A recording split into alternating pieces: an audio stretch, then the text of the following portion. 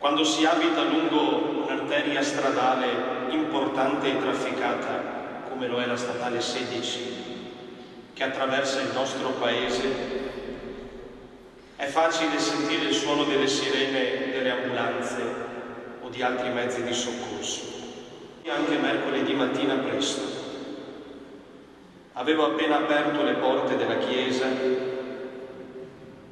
quella notte avevo dormito poco, e sentendo il suono di numerose sirene ho pensato ad un incidente lungo la statale, come già avvenuto altre volte. Ho detto una preghiera e dato la benedizione. Ero proprio lì, al centro della chiesa. Alla luce di quanto sono venuto a conoscenza dopo, io e anche tutti quanti voi, quella preghiera è stata per Anita e Pamela.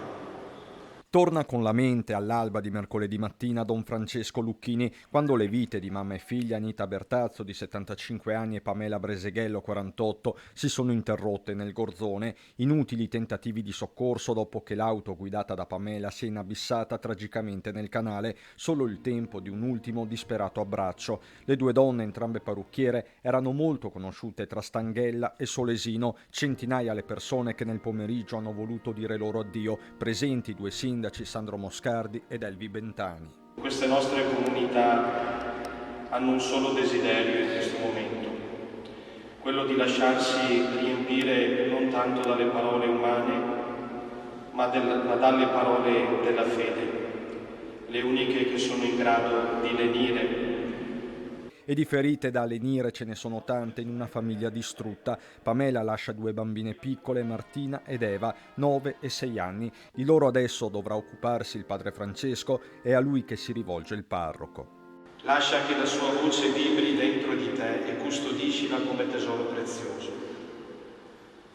Un tesoro da non mettere in cassaforte, che è sempre buia e fredda. Un tesoro da tenere nel cuore. I progetti più belli che avete fatto sono riusciti perfettamente e li avrai sempre accanto a te. Sono Martina ed Eva.